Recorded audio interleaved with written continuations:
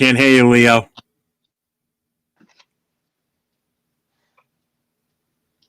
He's still not back from Rosarito, guys. Sorry. No, I'm still having the same technical issues.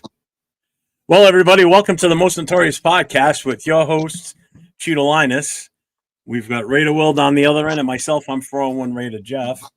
And we've got a special guest with us tonight. We have none other than Keith, the chapter of the Steel Valley chapter of the Black Hole, otherwise known as Yo Raider. What's up, Keith? Raider, What's going on? Not much. How was your weekend? Hazy, but it was good. It was good, man. It was a blast, honestly. I mean, Raider Nation came out big time, man. Took over the city. I mean, a lot of the pictures and video I saw looked like the play. It looked like everybody had a good time. Yeah, everybody I talked until the game. Blast. Yeah, until the game. Yeah, until we had to go inside the stadium, and then it got dark real quick. yeah, and it was an early game, so it wasn't because the sun went away. Yeah. So, how many? Let me ask you this: so you had the Saturday? Actually, no, it started Friday night with the meetup at the cigar. But how'd that go? Friday night. So I couldn't even make it to that, to be honest. But I heard that went crazy good too. Good. I know Jay Jackson was involved in that. Yeah. I was talking to him about that. Wow. Yo. Go ahead, try it again, Leo. Jay Jackson? Yep, there you go. Leo's back, everybody. That's Leo. All right there. Yo. So where's Steel Valley at? Just so us West Coast people don't get confused. Well, Steel Valley is actually it's like a little something I just kicked back to, like, people that used to work real hard in Ohio, like, because it used to be like Ohio and Pennsylvania right here. They used to call it Steel Valley. So it used to be all the steel workers and everything like that. But I actually live in Youngstown, Ohio, which is why I'm Yo Raider in a nutshell. Thank you for explaining that. That makes a lot of sense now. Okay, cool. Yo, I'm gonna tell you guys right now. Jay Jackson said that the cigar bar was off the hook. Had lots of people up there. We had a graphic Raider show up. They had Stu. Had a lot of guys show up from I kicked it with Stu for a while after the game Sunday. Actually, we went out and we went to another bar actually, and that's why I'm still hungover too. I thought it was the drive. Well, the drive didn't help. The drive made me tired, but the drinking got me a little sideways, but it's all good. It's all good. And I guess there was some little extra curriculum activity that happened in Indy on Saturday night too, huh? Yeah. So that was crazy. Are you talking about the Dirty Sanchez? Yeah. What the hell? Drunken disorderly Sanchez, bro. Yeah. One of the guys from my chapter, Leo. Will, you've met him. And actually, I'm Keith. I'm sure you met him too. The real long goatee from Massachusetts. Yeah. I guess when he was there, it had just happened because he's got video of the guy that was the driver getting on the stretcher, getting wheeled to the back of the rescue to go to the hospital. He told me that. Everywhere. I was talking about it. Yeah, it was all roped off. He's got pictures of the blood trail on the street, on the sidewalk from I guess Sanchez as he walked around the corner. Wow. Did you see the security video of that? Yeah, too? I did. Yeah. I mean, that's the craziest shit because I've been to Indianapolis a bunch, and I would say it's one of the nicest cities ever. Clean. It's an awesome town. You can walk everywhere. Everybody's friendly. And then I heard that I was like, no way. And everybody's like, oh, prayers for Sanchez. And then it's no, he was the one who was beating the shit out of a 69-year-old guy. Yep. I'm like, what are you doing, bro? Crazy. Just crazy. I had poor guy scared out of his mind. I know. Yeah. Oh my God. Yeah, so that was eventful Saturday. No one's expecting that. Now, originally, when you and I talked, you said that you guys were going to just be on the outside patio at that place, right? The Slippery Noodle. It was like second floor. Oh, okay. The Yeah. slippery noodle. Slippery noodle, yeah. Every time I talk to him or talk to someone else about it, I kept saying the slippery nipple I know. instead of the slippery noodle. So That sounds like a strip club more than anything. Good thing when I did the flyers, I didn't Hey, put. what do you think I said, bro? nipple That's in the there. first thing I said. It sounded like a strip bar. It does sound like a strip bar. It does. Yeah, it does. Well, that'd have been fun too. I gotta ask you. I know the other question was the tailgate because there's a group in Indiana that like a Raider group. But nobody ever got back to myself or Keith from them to find what they were doing. But the only thing that we could find was two options. One was, what was the name of that one? There was one. It was like Touchdown Town. That was the one we kind of told everybody to go to. Yeah, because it's free to get in. The bears were cheap, and there was activities for like kids and everything too, and for and it was Raider fan friendly. The other one was like $160 per person for all you can eat. 160? Yeah, all inclusive, included drinks and food and everything. But you got to remember, you're only there for. I mean, like, you're talking top shelf liquor. You're talking like seafood or like top food in that area. It Also, better be for that much, bro. Jesus Christ. Yeah. Right. Yeah, I mean that's crazy to me, but I mean whatever. I went to one in Chicago. It was promoted by these big tailgate people in Chicago. Me and Christian paid $100, but we drank all their Jameson. Oh yeah, no, I think was a couple years ago? Yeah, it was a couple years ago. Yeah, I was at that one too. Mm-hmm. Yeah, that was all right. I mean, we did. Was it $100 or was it $50? I think it was 50 actually. I think it was 50. Yeah, I think you're right. Yeah. Mm-hmm. We all probably made out on that deal actually, because you're right. They had hard liquor and everything. Yeah. Mm-hmm. So that was kind of nice. That one wasn't that bad. Yeah, that wasn't bad. How many Raider fans do you think were at the stadium on Sunday? Man, there was a lot. I ain't gonna lie, there was a lot. In the first quarter. Yeah. Well, yeah, in the first quarter, yeah. Then the second, a little bit, and then the third, not so much. Right. But yeah, I mean, there was a lot, man. I was surprised. I was actually surprised how many went. But there was a ton. Like if there was an actual Raider tailgate, I think it would have been off the chart. To be honest with you. Yeah. Well, that group finally got back to me like real early Sunday morning, but at that point, really? Yeah. But he said to me, he says, "Oh, we're going to be at such and such a location," and then I gave him my phone number. I said, "Can you call me?" Because I don't want to send a couple hundred people over there, and he doesn't have the stuff for it, So I wasn't going to do that. So that's why I didn't say anything to you about it, because I didn't know what type of capacity he could handle. I didn't want to inundate him with a bunch of people, whereas I knew that touchdown thing. I know it was all kind of like a Colts name thing. Yeah. But for last minute, that was the best we could come up with, unfortunately. Yeah, unfortunately. I mean, it is what it is. I mean, it still was a great time. The game was terrible, but it was still a great time. Everybody had a great time. Everybody I talked to said they had a great time. That's all that matters, man. Yeah, it's all that matters. It makes it a little bit more enjoyable. Yeah. How about the after party? The drown your sorrows and beer party after the game. Yeah. So I mean that wasn't as lit because people I think were just so disgusted. Yeah. They're like, F this, we're leaving. Yeah, hightailing it out of the city. Yeah. I mean, just getting through that game was hard enough, But I mean, there was still people there, still fighting it out, So it was good. It was good. Since you were at the Chicago one a couple years ago, that one was really bad too, because that was the game that Tyler Badger whatever beat us. Yeah, first game. Which one would you say was worse? Colts, no doubt. That one? Colts. Oh my God. Colts. Oh yeah. Because the writing was on the wall for that game already. Yeah. McDaniel and everything. I mean, that one was. I even told my girlfriend, like, I looked at McDaniel because I had seats like right behind them in like the first row. Okay. And I go, man, I've never seen this before in my life watching football. She's like, what's wrong? I go, no one's talked to Josh McDaniels in 2 quarters. Not a coach, not a player, Not anyone. In 2 quarters, I was like, oh, he's getting fired. Like, there's no doubt. Like, he's getting fired. So this was worse because at least I saw that one and I was like, yeah, this is, it is what it is. But this one, man, I don't know.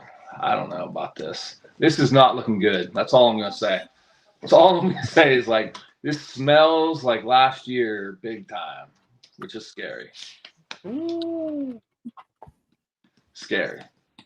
He said, so let me ask you this. You said that, you went both to Chicago and Indianapolis. Like, what did you feel the environment was like? Did you see more Raiders fans in Indianapolis or did you see more Raiders fans in Chicago? I mean, to be honest, there was a bunch in both. But, I mean, I might say Indy, to be honest. But I mean, there was a bunch in both.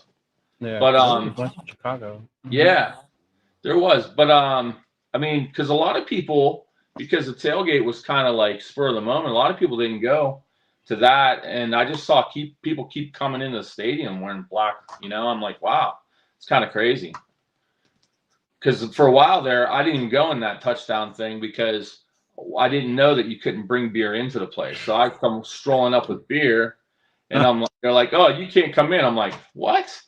They're like, yeah, you can't come in. I'm like, So, but I didn't know that. Sorry. No one knew that. Good job, Jeff. It's all good. Yeah, one job. Hey, I did the best from halfway across the country. Hey, man, you did great. You did great. Seriously. I mean, I owe you big time. I mean, you really helped a brother out on all that, man. Like, for sure. I mean, like the promotion and everything, and like the flyers, all that shit, man. You did great. Yeah. You know what? I'm glad he did that. And Jeff, huge kudos to you, man. I told you, I traveled a lot to games before. Oh yeah. And then I would go to games and not know where to go. Honestly, just look for black jerseys and hey, what are you doing? Or have you heard this? Or follow the crowd and Pittsburgh, I didn't find anybody. That's why I did something. Yeah. Because I was like, man, there ain't nothing. Because I was looking too. And I'm like, there's nothing going on. And I'm like, fuck it. And then I tried to do something. And like Jeff will tell you, like up to probably like 3 days before, I was like, this is dead in the water, man. These people want crazy money for this stuff. They want like thousands of dollars. I was like, this is out. And then it just so happened that they called back and it all worked out. But yeah, I mean, I'm glad something worked out, Yeah, that's for sure. Keith reached out to me about 3 weeks ago. Him and I were talking, and he said, what did you do? How did you do this? And I kind of talked to him about it. And then I pulled up a Google map of the downtown area of Indy, and I just started looking up, and then I started doing like just a Google search on what places in and around India, Raider fan friendly or whatever. Just cold calling places. He was doing the same cold calling places, and they're like, "Oh, we can't handle that many people," or "We're too big for that," or "They want to, it's $4,000 to rent the place out." I'm like, $4,000. Yeah. I said, the amount of people we're going to bring in for you, you're going to make that back anyway with just the beer and the food. I'm like, that was crazy. I was blown away at how many places wanted like 3,000, 35, 2,000. I'm like, what the hell are we doing here? I'm like, I'm trying to give you money. Like, what are you talking about? But I mean, whatever. I mean, that's why I was like, it might be dead in the water, but the slippery noodle really pulled through, honestly. And they were great. Glad. I'll tell you what. Anybody in Indy, go hit up the slippery noodle because they're cool there. Real cool. The good thing for you, Keith, is now you've got that established relationship with them. So comes the next time Indy comes, we come to town to Indy. They would be the first ones I would call if I were you. And say, listen, we're going to bring X amount of people. What's it going to take for us to get the whole building, basically? Make sure you add them to your LinkedIn, Jeffrey. Yeah. Hey, but kudos to you guys. You guys did a fantastic job of putting something together for Raider Nation. I mean, like, I think that's another reason listeners should be listening to the podcast, man. It seems like now we got Party Raider Jeff Hollywood / we also got, Chido. you had your event in Rosarito. Bro, Oh yeah, bro, that was awesome. That was awesome. Man. That was I'd be like, besides almost jumping into the ocean at the end of the game, like, I'm actually more worried of the fact that he was walking on the beach with his those brand new looking kicks on his feet. I was like, "Oh, what's he doing?" I saw the sneakers. I'm like, "Oh no, don't go near the water with those. He's gonna be crying." That's how you know it's bad. It was sad walking with him in the sand, bro. That was hard. Hey, I'm amazed he didn't put no plastic baggies down. Man, the things I do for content with my Jays. MC's was pretty good too, where he just dumps in the pool like that. That was great. That was so funny because I did that video before the game even ended. So I told my girl to record me. We were doing it. And then as I came back, MC was like, "Come here real quick." And I was like, "All right, he has told me." He goes, "Look, I'm going to jump in the pool if we lose." I'm like, "No, you're not. No, you're not." He goes, "Yeah." So then my dad was ready. I had to go. And he goes, "Come on, like, come film me." And then sure enough, man.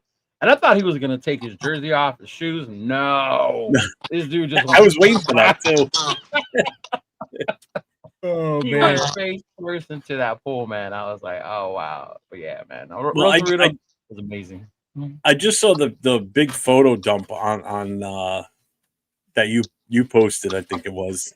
Yeah, there's a bunch. I know Jay Jackson posted a bunch. I posted some. A friend of mine posted some. So I mean, it's out there in full effect. That's cool, man. That's awesome. Yeah, it was a ton of pictures from the weekend between Indy and then the Rosarito event too. I mean, there was a ton of photos this weekend to look for. That's for sure. And you know what? As bad as the team played, all you saw was smiles and people having a good time, and that's all that matters, man. Before the game. Yeah, no, I get it. But again, the one thing you can't control is what happens on the field. You can control the experience that the fans have. You got that right. 100%. Yeah, and you did that. You knocked it out of the park in Indy, and they knocked it out of the park in Rosarito. Or Rosarito, Rita. Yeah, Rosarito. And I'd be like, yeah, you're right, bro. 100%, man. I mean, like, yeah, you're gonna have wins, you're gonna have losses, but it's all about the experiences with your family, with your friends, and doing things like that, man. And I mean, like, to go to Indianapolis, be able to like be a part of all those events. But all I heard was good things. People telling me that they went down to Rosarito. They're like, you know what, man? Hey, it was cool. They're like, I really enjoyed it. The food was cool. Some people were skeptical to go to Mexico. You know that. People were skeptical to go. People were skeptical to go to Indianapolis. They're like, what is it? Well, yeah, they had Dirty Sanchez walking around. I'd be skeptical too. Oh, man, that's funny. But I mean, like, and that's all part of it where we see, like, and I think I'm seeing it all across the nation right now, man, where people can't say that Raider Nation is not showing up. Raider Nation is showing up in droves to go support this team, to go to events, to go like to games. I'd be like, for people to see so many Raiders fans in Indianapolis, for people to see so many Raiders fans in DC, and for the team to continuously kick us in the nuts. Yeah. I'd be like, dude, I just feel like I'm getting kicked in the nuts. And like it's funny because I feel like now when I go to my club stuff, I call it my therapy. It's Raider Nation therapy. Yeah, that's what we talked about it on Monday. We call it our support group. That's how we go live on Mondays. Yeah. Mm-hmm. Oh yeah. You work it together, you're talking and you're doing all these things. And I'm like, man, are you kidding me? But that's why I encourage Raider Nation to go out with other people and don't be depressed. And don't beat yourself down. Let things get out. No, you're 100, and people will always say, "Oh, I can't believe you wasted your money," or "I can't believe this." I mean, you guys that travel, I mean, you're right. I'm pretty sure you travel. Obviously, because you go to Chicago, so you probably get it sometimes too. But it's like I think that's the part I tell people. That's what makes the Raider Nation different. Yeah. Yes, we go to the game. Yes, we want to see our team win. But the majority of the experience is the days before the game. Oh, when you're with the rest of the nation and you're meeting each other. Yes. There's people that and it was funny because shout out to my boy Huggy Bear from Misfits in Rosarito, but he kept telling people like, because Lincoln Kennedy had to cancel on us because he was sick. So he never came on. So they were saying like, oh, the celebrity's not going to be here. And then Huggy Bear was joking like, what are you talking about? Like, we got one here. And I was like, bro, like, stop. But it was just seeing how many people recognize you and know you. Like, oh, I know you. Right. Oh, I've seen you before. Even me. I saw people on their Instagram that were from Mexico City, and I saw them there at the event. So being able to finally meet them in person in the event, talk to them, how long they've been a fan. Why are you a Raider fan? You're in Mexico City, bro. Like, how did that happen? Right. Just to have those conversations with people are the stuff that we do the day before the actual game, which makes the whole weekend, the whole experience fun. And that's why I tell people, like, oh, I'm not spending my money. This team sucks. I'm not coming to Vegas no more. And that's on you. But understand that there's more to that than just going to the game. It's the experience with your group, with the fans, with your family. That's what makes that weekend so much more epic. The game is just a bonus. If we win, makes it even better. Yeah. You know? No, 100%, man. I mean, just the people that I've met from like traveling around, I mean, it's amazing. It really is. And I say this all the time to people, like, because, you know, and you guys are all friends with Chris and stuff too. Like, we're from Ohio. Everybody's like, why the hell are you a Raiders fan in Ohio? And like, why are you traveling around and doing all this stuff? Like, man, it just is what it is, you know? That's just how we are. But like, I don't know. Like, I love it. I do. If I could go to every game, I would. But unfortunately, I've already spent too much money this year because I've gone to too many games already. But I gotta cool my jets. Right. Cool my jets. Literally, I gotta stop flying around. Cool my jets. we got a super chat from Mark Sanchez. Oh my! Says, anyone know where the nursing home is? Dudes from there were talking smack, and I want to see if they about that life. Nice. Thank you for the $5 super chat, Mark Sanchez. Thank you. Hey,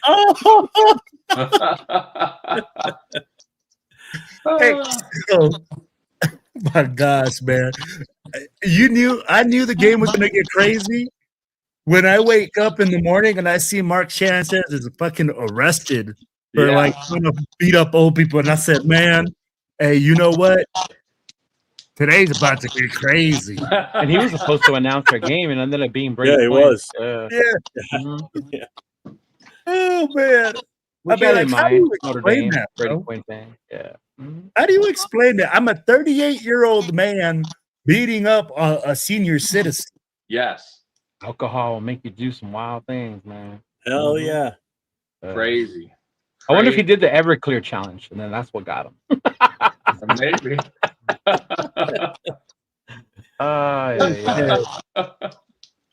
Maybe somebody called him butt fumble or something like that, bro. Right. What up, Big Luck? Well, Yes. You two are both going to the Houston game, right? Yes. Heath, you're not going to the Houston game, are you? I wanted to go because I've never been to Houston Stadium yet. I'm trying to go to every stadium in the league. Yeah, same. But I don't know if I'm gonna make it this year. Oh, okay. Are you going to any other games this year, or? I was gonna go to Philly, but I don't know. I just don't know if my brain can take that game. I don't know. We'll see. In true Raider fashion, this weekend, Philly's gonna be the one where we come out and we win, and we're all gonna be like, "What the fuck just happened?" Yeah, I mean that would be the game, right? Yeah, like, that would be the game. But who is gonna throw the ball in that game? Because I don't think anybody on our team is gonna be able to do that. What up, Kev? Yeah, no. Mm-hmm. I mean, I don't know, man. Hey, this dude right here, Raider Travis, 100%.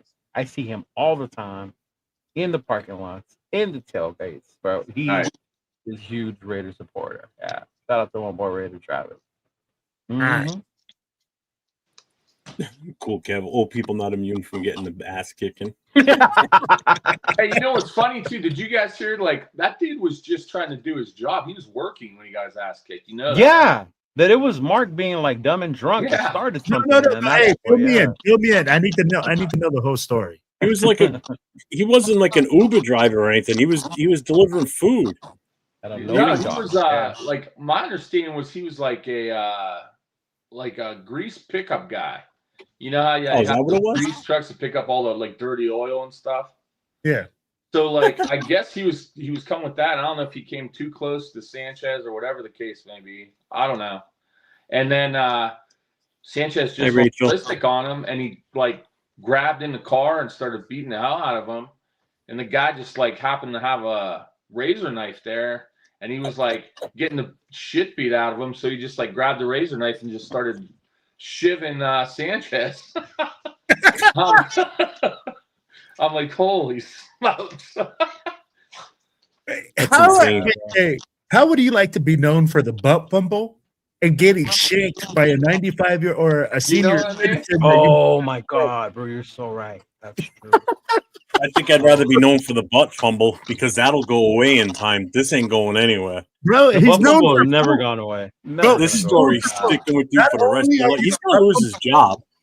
So he's not going to be doing games anymore. That's over with. Yeah. They're going to separate themselves from him so fast it isn't because he works with Fox. Because I've seen him on Colin, whatever. Yeah. Yeah, he was supposed to call our game that day. Yeah. Exactly. Crazy. I mean, that's so crazy. It sucks. I was so looking forward to hearing him talk about our game too. Damn. I know. Whatever. Didn't he play with Gino in New York? Oh, I don't know if he was a backup when Gino was there. He might have got drafted when Gino was there. Yeah. I think that was his mentor, bro. I think that was Gino's mentor. No wonder. I'll be like, oh, no wonder. Come on now, guys. But you didn't see the link between Gino, the butt fumble. No, I literally just put that together. I was like, wait a minute. Gino's like his age. Yeah, that's true. I have to look. Who knows? Who knows in the chat? Fumble is wild. Right? Yeah. Big luck.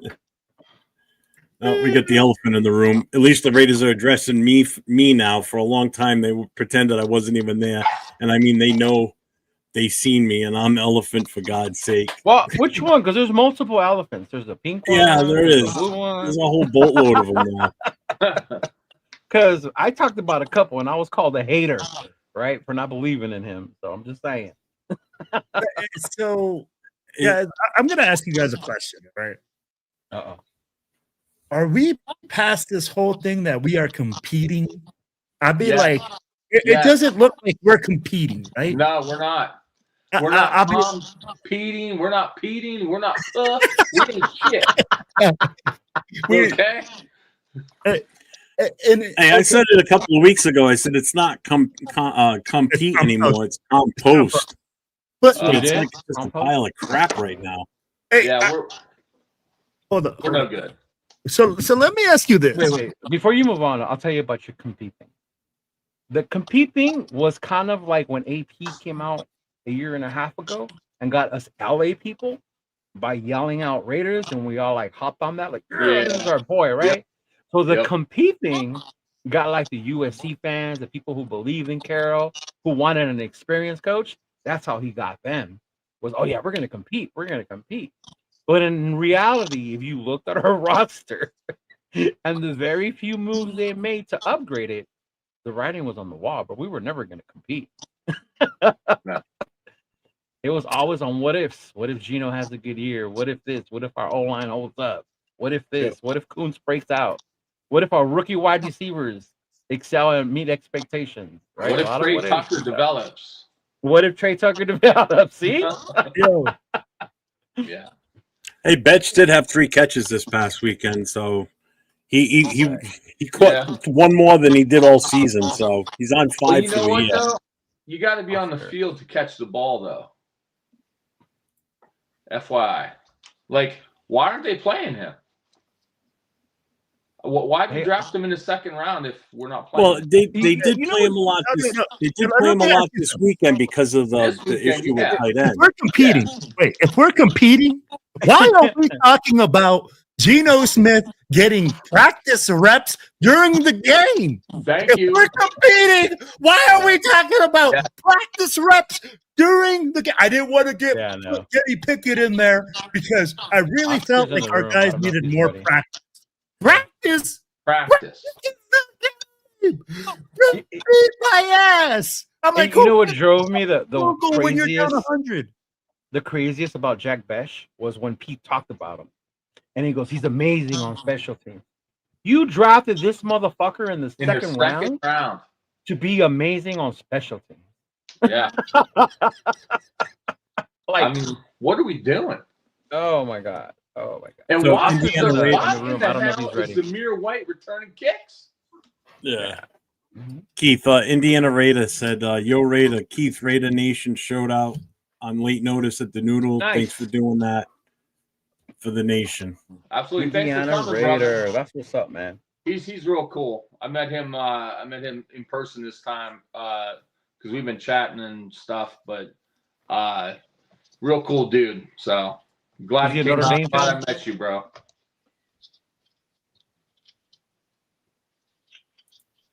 What's up, Did you hear me, 805? Jeff, about Oscar? He's in the room, but I don't know if he's ready. His camera or his mic is not on. Yeah, that's why I didn't pull him up Okay. just yet.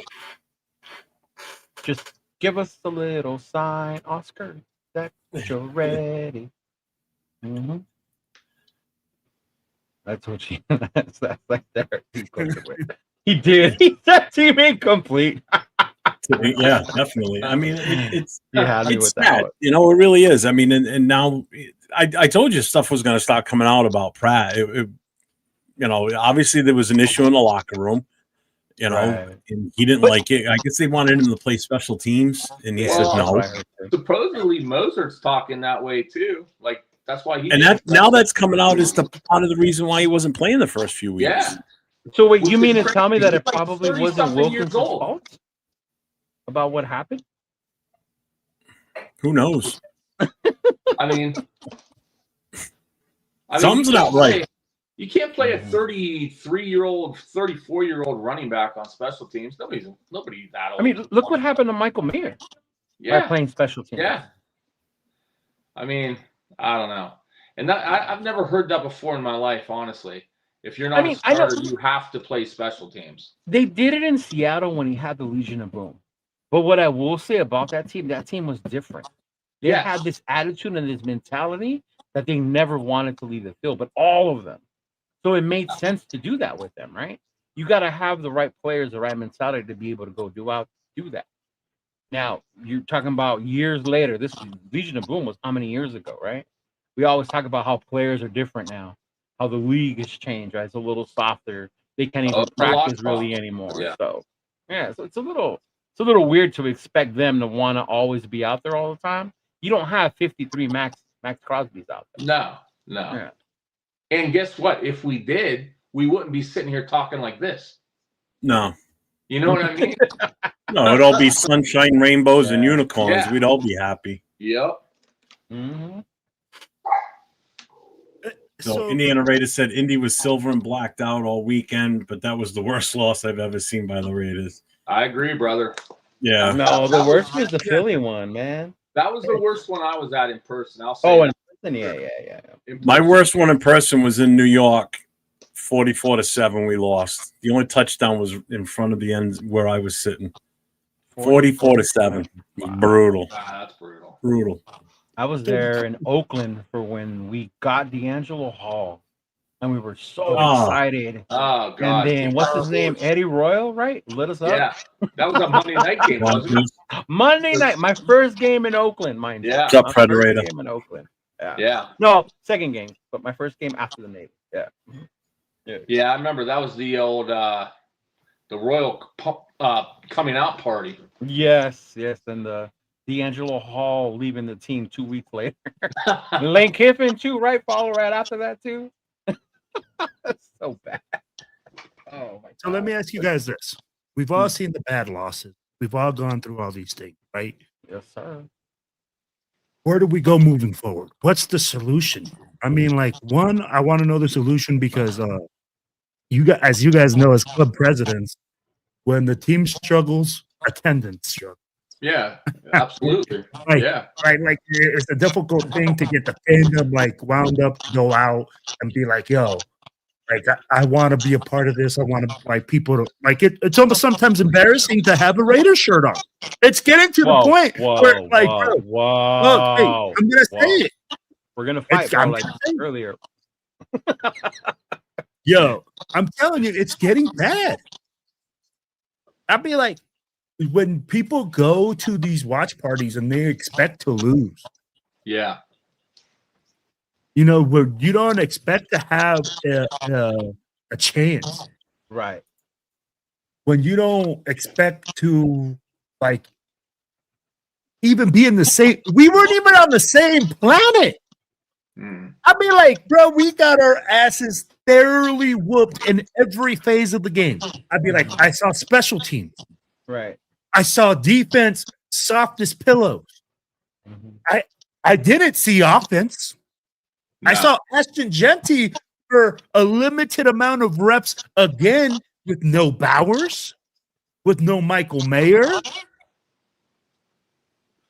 So tell me, I mean, like, it's getting bad. Where's the solution, guys? Where do we go forward from it? I think first and foremost, the most important part is Raider Nation needs to start being realistic. Yes. When you think about the teams that blew us out, right? The way Indianapolis is playing right now, they're a hot team. Yes. They're a really good team the way they're playing. We didn't expect them to be this good this year, right? But they're a hot team. I think earlier I saw they're like the second best offense in the league right now in the AFC. They're calling the new greatest show on turf right now because they're cooking. You know, they got things rolling and they're cooking. So that one, yeah. Washington, great team. NFC Championship the year before. Yes, they didn't have Jaden, but they still have their other pieces that were in there. Great defensive front. I think in our mind, we thought we were as good as these things. And what's showing on the field is that we're not. And in order to fix that, Will, I think that goes back to this is why it's important. Who do you draft? Are you holding on to them? Because that's how you build your team. For so many years, we try to build teams in free agency and it never worked.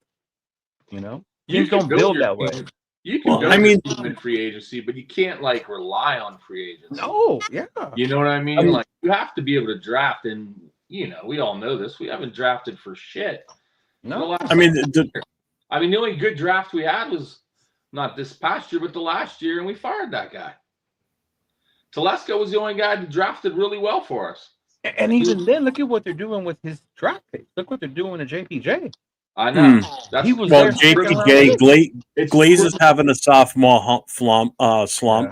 Brock Bowers has been on and off injury all season, so you know, right now they're not shining, unfortunately.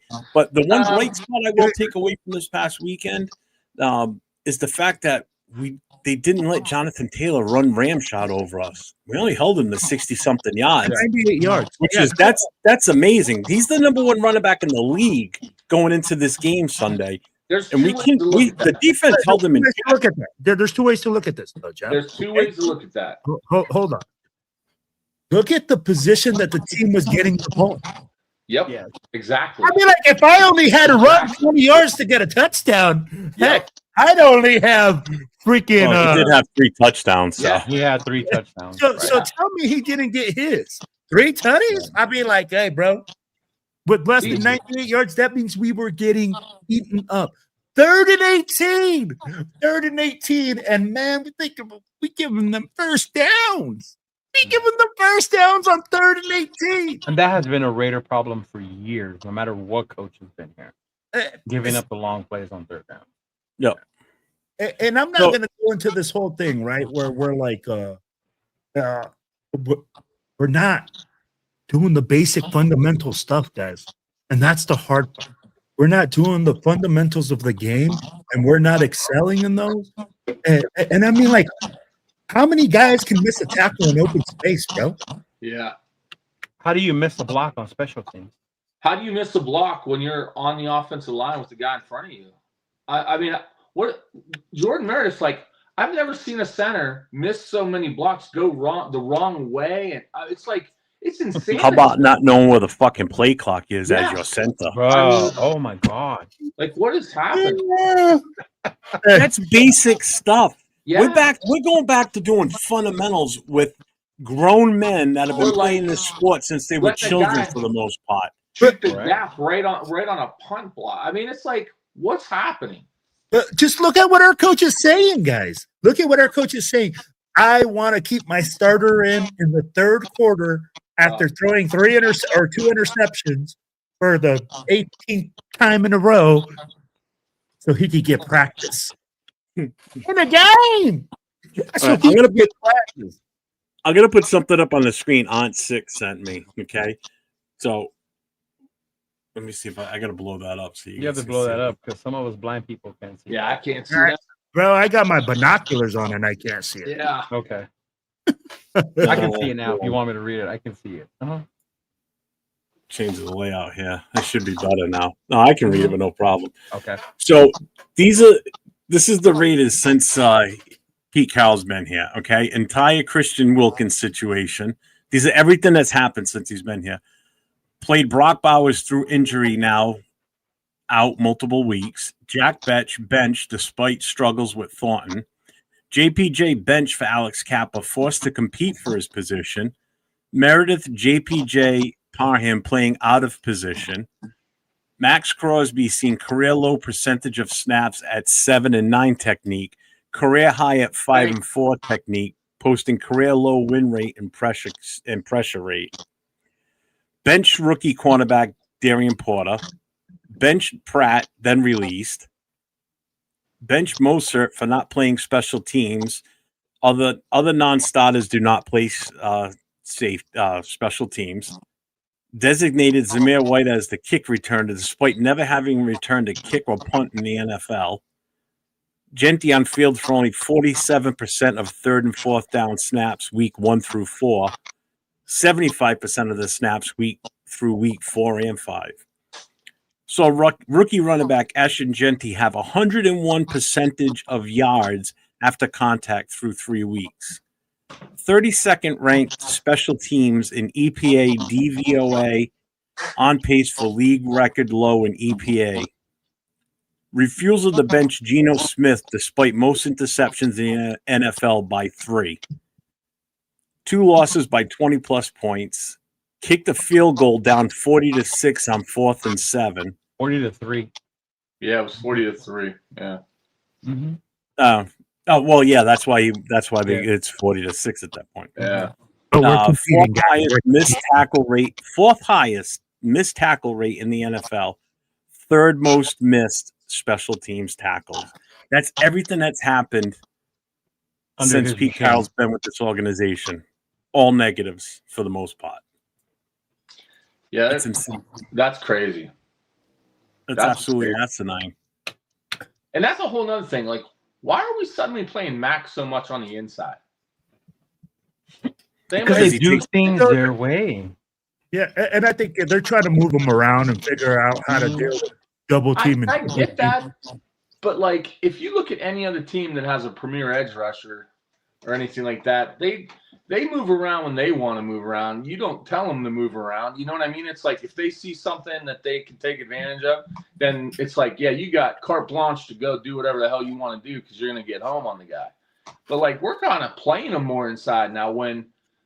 If you watch Max the last so many years, I mean, he lives and dies off of like being on that edge because he's got so much bend and he's got so much like torque on his like maneuvers and stuff and his spin move back to the inside. It's like, I don't know. Like, it's just, I don't know what's going on. Like, it's just crazy to me. Everything is crazy. It just doesn't make sense. Hey, this was going to go to my next question. Why is it that every coach that the Raiders get lose their mind? Or start sipping on the scissor, or smoking on the wacky tobacco. I don't know what you guys want to call it. I'll be like, yo, it's not. Mind goes. So Cheeto, you gave me the look. So go ahead, bro. I want to know what is it with like every single Raiders coach coming in. If you look in the last couple, I'm not going to include Josh McDaniels because I think to me Josh McDaniels inherited not the perfect team, but he at least inherited a playoff-ready team. McDaniels dismounted it on his own. That's on him. But if you look at the last 2 coaches, what AP inherited, right? No quarterback, right? No quarterback. Trying to figure out who your running back is because they didn't keep Josh Jacobs, right? You lost your premier wide receiver. He went somewhere else. So the only thing you had was Max. So then they get rid of him. They bring in Pete. And then you see, how did he really make this team a lot better, though? And it goes back to what I'm saying when it comes to who's making these decisions about who you're bringing in. And if you're drafting players, are you going to utilize those drafted players in your system on your team if you're not signing free agents? I don't care if we have prime Bill Belichick out there right now, bro. You look at the talent we have on this team, the talent isn't there. Mhm. None of these wide receivers can get open. That's why the passing game has sucked. Brock Bowers being gone, who else was he going to throw to? It seems like Genty was the only one. You know, you relied on so much on what you thought you knew better, and your talent is just not there. So we have to get better on bringing in talent to this team before we expect any coach to be able to do something with that. But at this point, what I think is frustrating, to your point with Pete, is because he's experienced, we didn't expect the lack of discipline, the lack of fundamentals that we're seeing on the field. Because it's Pete Carroll, we thought this thing would have been corrected. When AP was here, rookie coach, he doesn't know what he's doing. He should be utilizing this. He should be doing that, right? He didn't know what. Pete's here, he's going to correct this, and we're seeing the same shit, though. And then that's where the frustrating part comes in. Though. That's what I think. That's what I'm saying. That's why I think no matter who we bring in, there's people say, oh, bring in, what's his name, from Buffalo. Like, I get that. That's cool. But you still got to bring in the talent to this team in order for it to excel. Joe Brady. There you go, John. So let's just hit on this real quick. Anthony's bringing this up, the Predator. He says, let's agree JPJ at center. I'm going to disagree. I don't know what you guys think. I'm going to agree. Based on the way Meredith is playing, dude, Meredith, I would say yeah, but JPJ, I like him on guard because of his nastiness. It's just so much better at guard. He could be at center and be nasty. Yeah. You know what I mean? Like, at least I know he's going to make a block. Meredith's just like letting people go right through there. I mean, it's insane. It's like, yeah, we draft Jenny and like, okay, great. That's fantastic, but it doesn't. And the reason why we don't use him is because we're down 21 points every game. So how are we ever going to use him anyways? And why are we in shotgun every stinking play? Every play. Why? I mean, yeah, that's a scheme thing. Yeah. It's a scheme. Absolutely. But you know what the scheme relies on? A guy that could read a defense really well, because that's the whole reason you're in a shotgun, so you could see the field. Guess what? Geno Smith can't see the field. He's always been that way. He's been that way since when he was with the Jets, the Giants, Seattle. I said this the last time I was on. Geno Smith is an outside thrower. He chucks the ball down the field. That's his game. We are living with inside receivers, and we got an outside thrower, and the scheme is jacked. And it's not getting fixed this year. Everybody wants to say, oh, this, that, whatever. It just doesn't mesh. Yeah, no, even throwing in Kenny or throwing in O'Connell, whatever, it's not. Quarterback's not going to change it. What's going to change it? We're hoping for is less turnovers, which will put you more in the game. Yes. With more of a chance to that'll make not kill drives. Win some games because you're not turning it over and putting the defense at the 25-yard line 2 or 3 times a game, which is insane. And again, no matter what you put out there for quarterback, it's not going to change it. Just like Leo said, until the offensive line gets better. That's the problem. And the fix is on the roster. There's nothing out there in free agency. There ain't nobody going to trade anything. No. We blew it in free agency and we blew it in the draft. Plain and simple. Not addressing the run, the trenches, the offensive line. Because we should, in all honesty, we never should have drafted Genty. Well, we never should have drafted Genty. So hold on. You guys addressed a lot of things, and now we're going into Genty, and you shouldn't have drafted. A lot of elephants in that room, right? When you look at right now the disastrous offensive line, that offensive line wasn't struggling as much last year at the very end.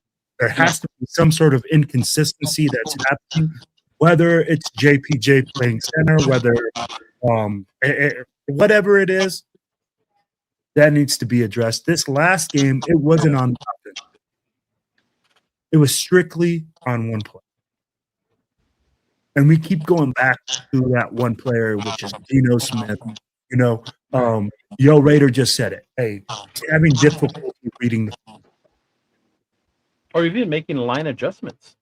Yeah. I'd be like, and that's going to be a communication thing. That might be a communication thing, where I say, hey, you move left, or you thinking I'm telling you to move right, whatever it is.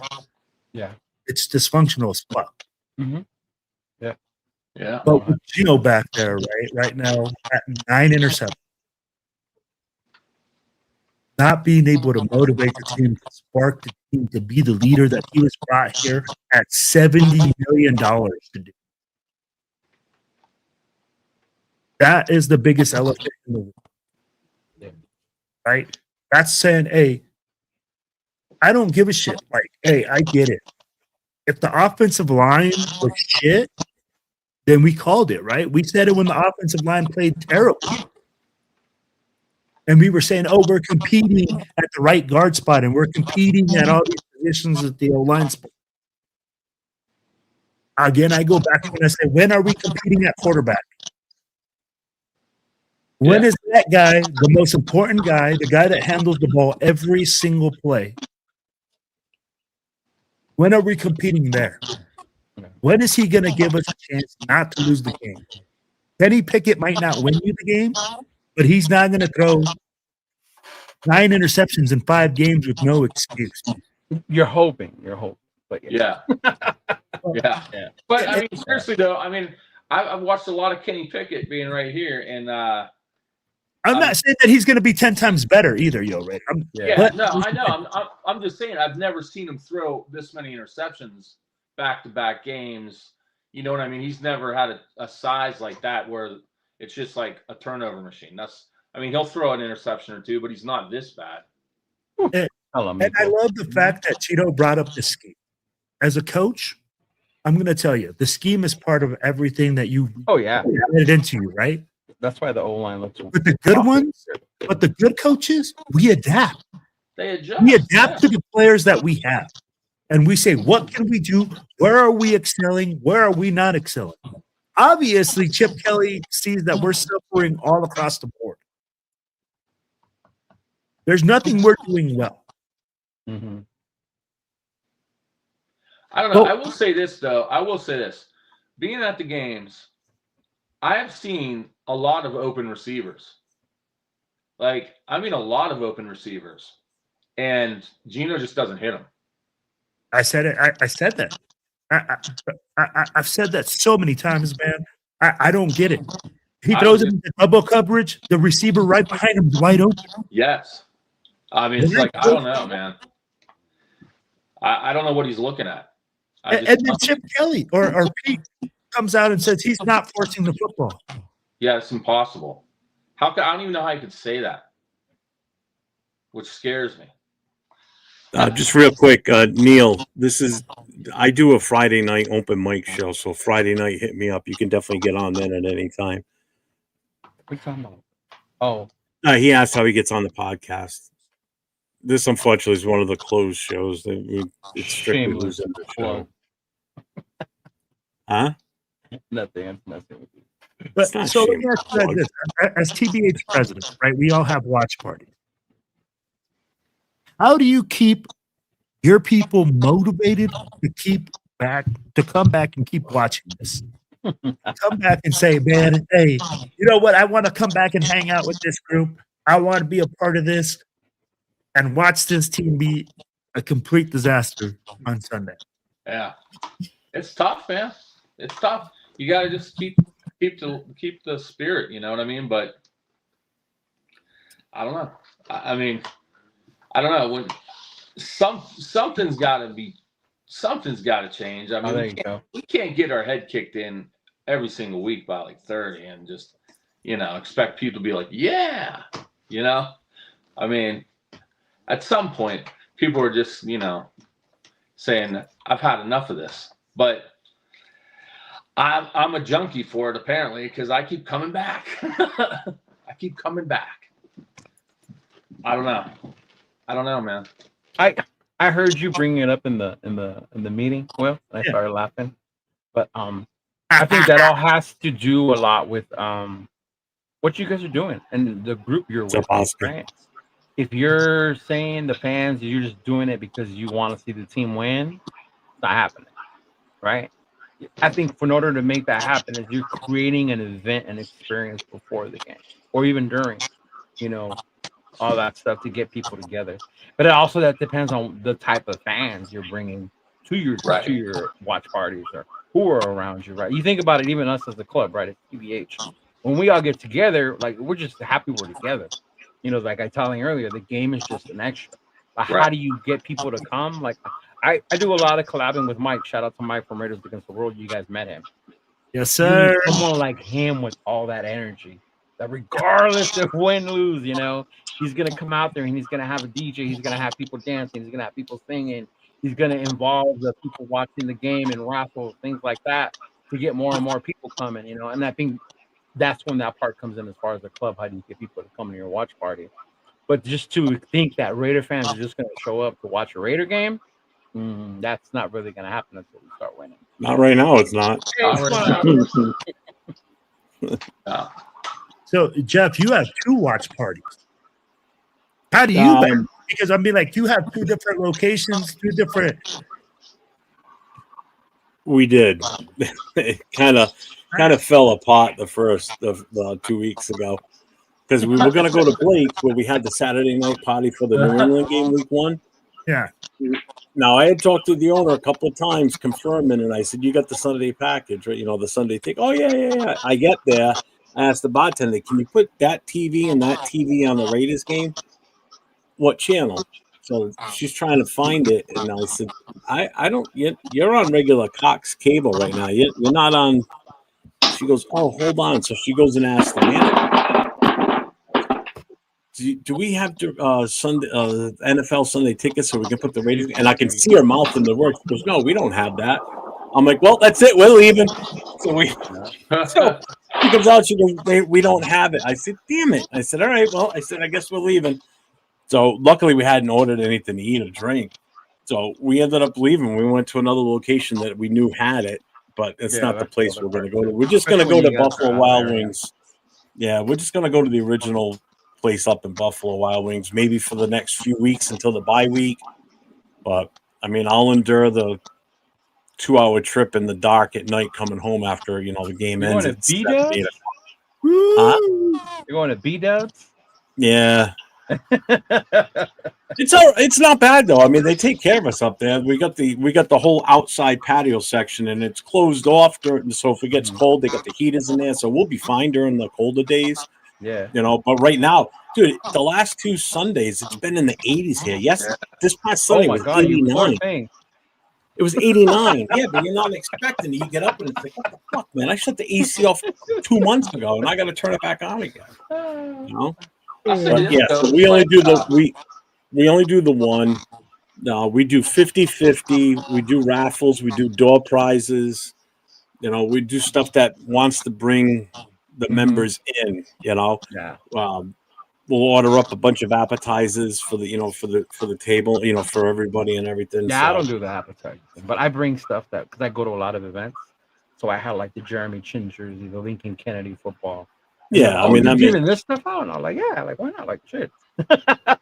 Yeah. Well, what we've been doing is for the door prizes, we use the $50 gift cards that we got from the tailgate for the parking passes, and we've been buying $25 gift cards for Buffalo Wild Wings. So we've been giving those out as door prizes. Pick one winner, like I said, we do the 50, but right now, any proceeds we make at the watch parties, we're putting aside for a donation to breast cancer awareness for the month. So nice.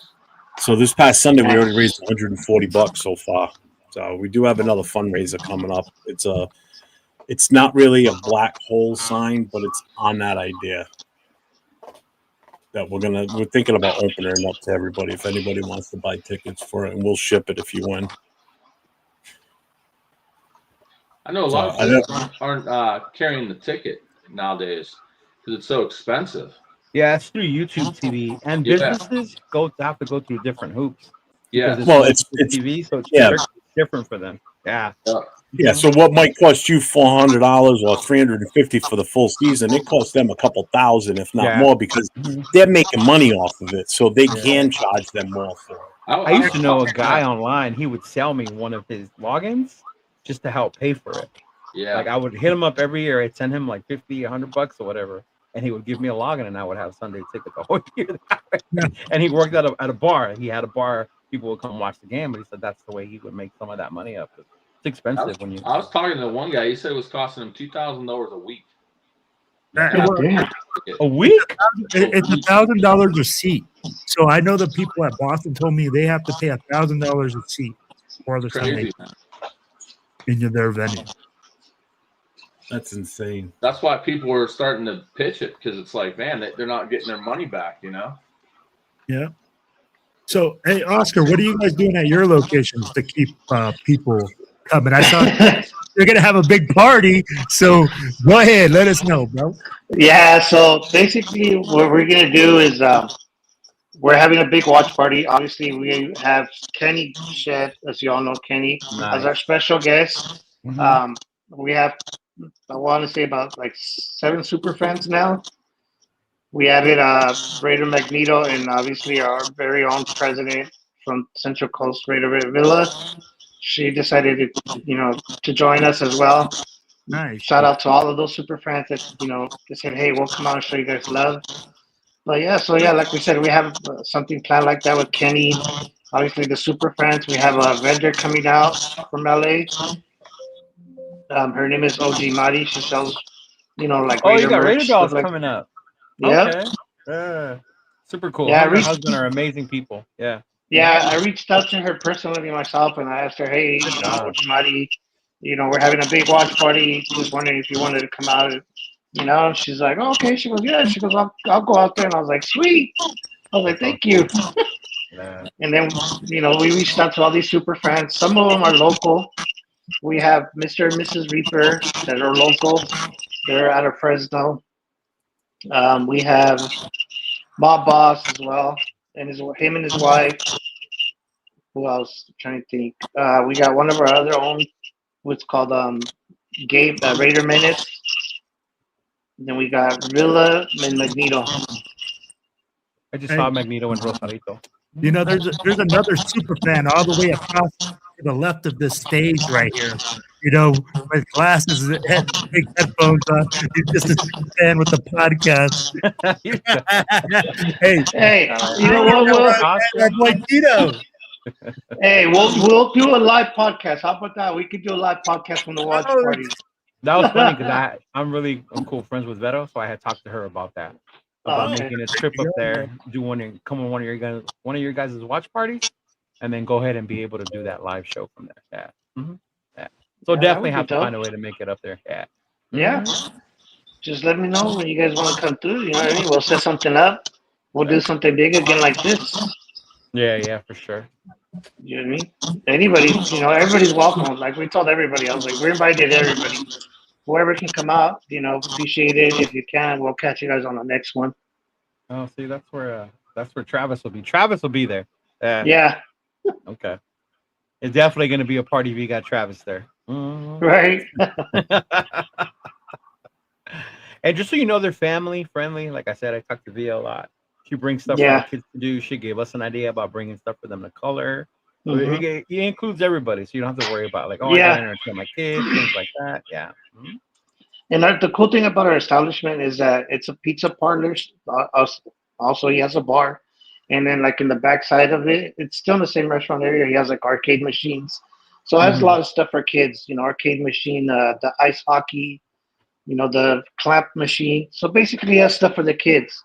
So that's why we tell everybody. We tell them like, hey, bring your family. This is a family-friendly, environment. All fans welcome. Whether you're Niner, Cowboy, it doesn't matter. We have one of our own special supporters. He's a Cowboys fan, and his wife is a Raider fan, and they always come out and show love. To all of our watch parties, we invite them. We shoot them a message. He always tells us, hey, man, when you guys have the next watch party, just let me know. Well, I'll be there. Like, okay, sure. Like I said, he's a Cowboys fan, but he's one of our biggest supporters. He tells everybody, he's like, hey, if you guys want to be part of a good-ass club, that does a lot of community work and does a lot of stuff for the community and with the community, join them. Definitely, he's like, join the Central Valley chapter. They do a lot of stuff for the community. You know what I mean? Awesome. Like I said, we have something coming up at the end of this month for Trunk or Treat, with the Porterville Police Department. They, asked us out again. We said, sure, we'll volunteer again. We're going to set up a stand, with our 2 canopies with candies for kids, stuff like that. Decorate our cars. We're going to probably dress out. Most likely, I That's will why a lot dress of them are out. doing Halloween things right now because it's October, huh? Mm-hmm. Yeah. So right now, like here in the Central Valley area, we have a lot of trunk or treats going on with like car clubs, stuff like that. It's popping up almost every weekend. I think there's one this weekend coming up, and I think there's one the following weekend. Just pretty much all the weekends are booked with trunk or treats. You know what I mean? That's cool. You're in the Central Valley area. And then, that's pretty much it that we're doing here. You know what I mean? That's awesome. That's awesome. Speaking of Halloween themed stuff, gentleman's in the chat right now, Predator. I promised him we'd bring this up tonight, but he's got an event coming up. Rudos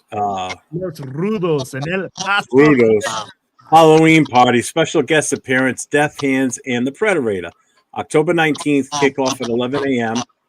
Raffle for adults and kids. Halloween costume contest for adults and kids.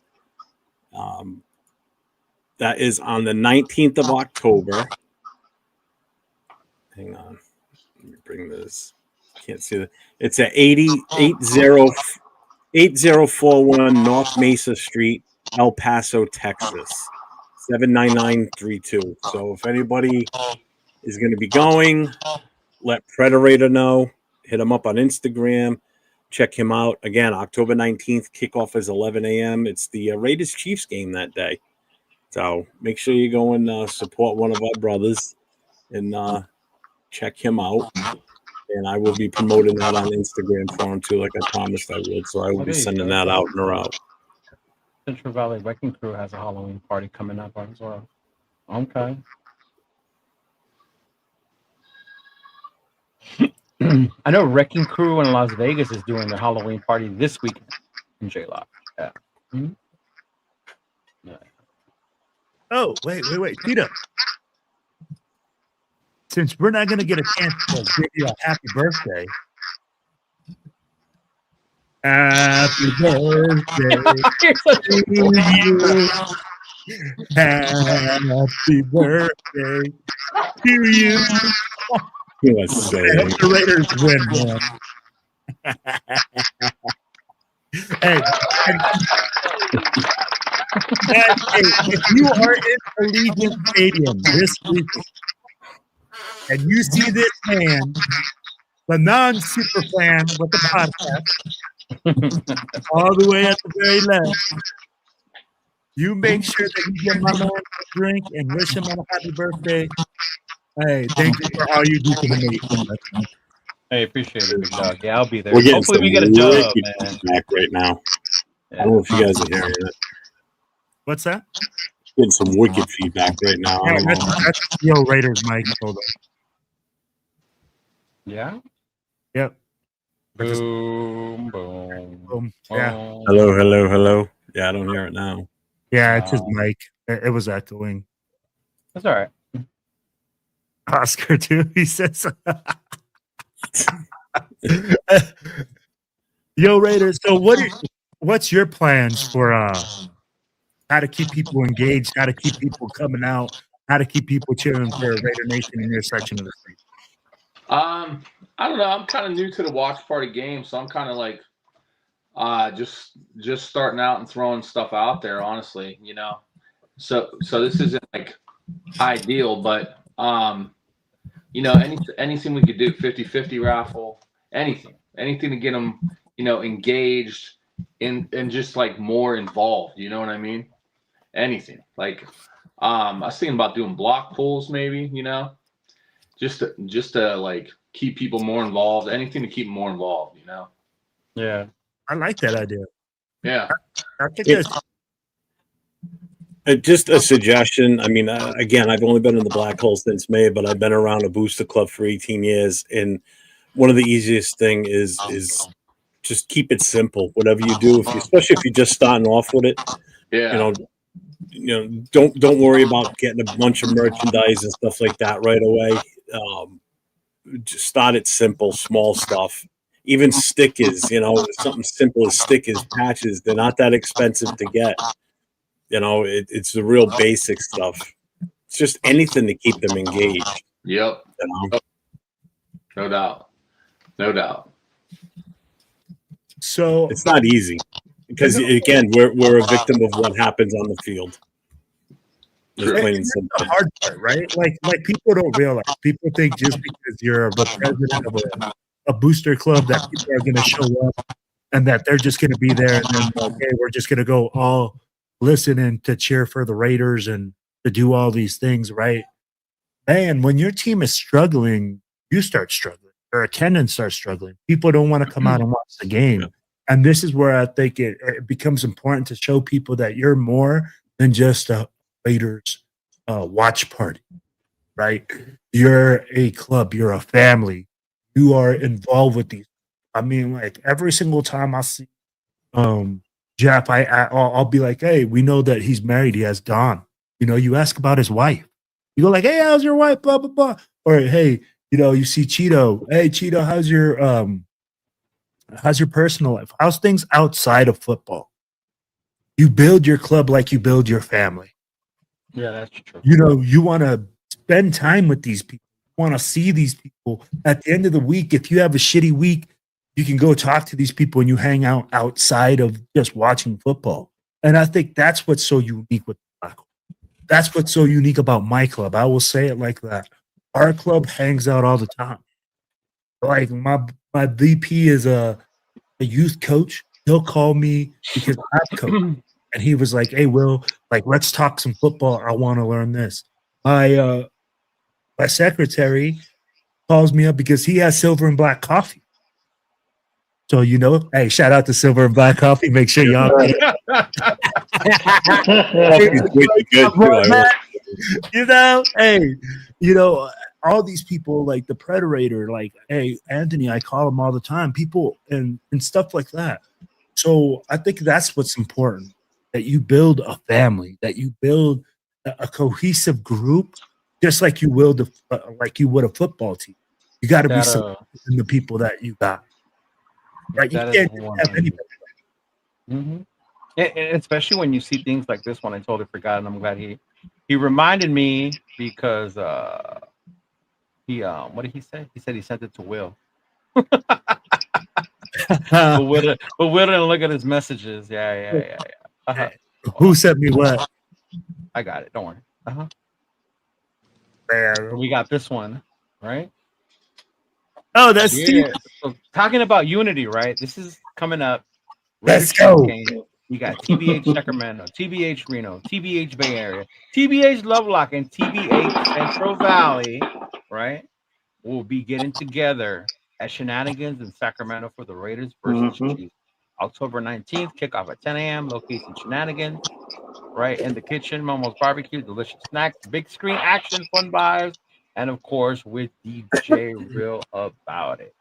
And that's a perfect example of what you can do as a club when you bring people together. You're talking about multiple clubs getting together for one event. And I know I was joking around with Steven. Oh, you didn't invite me, but he was like, no, of course you're welcome. But that weekend, I unfortunately, I can't make it up there. That's the weekend my family wants to celebrate my birthday with me. But it's things like that you can do also, is bring other clubs together. And you do something bigger like that. Make it more special. So, yeah, shout out to them. Make sure y'all check that out if you're out there. Yeah. That's dope. That's so freaking dope, man. I think that's such a unique aspect of it, where you guys are able to travel and get together, go to a different city, meet up with your peeps, be a part of the Raider Nation, enjoy the environment, and I mean, like, it's hard. And I think that's how you keep the vibe going, right?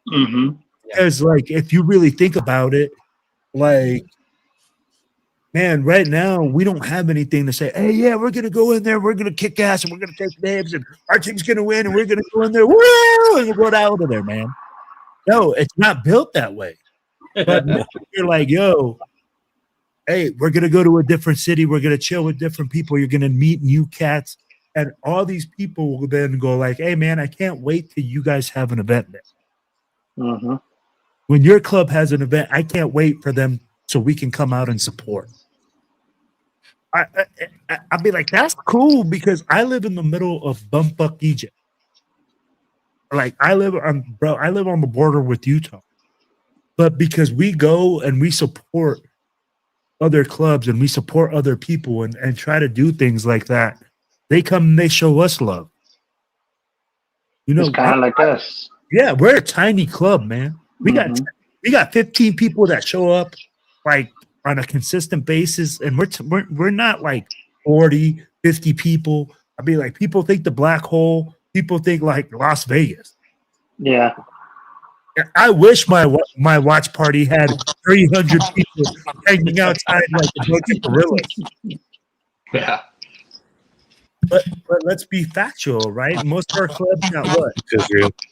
15, 25 guys. So at the end of the day, we have to figure out ways to create family, to create bonds with those other people outside of just football. And you know what, Will, to piggyback on that, that's a big special shout out to my girl.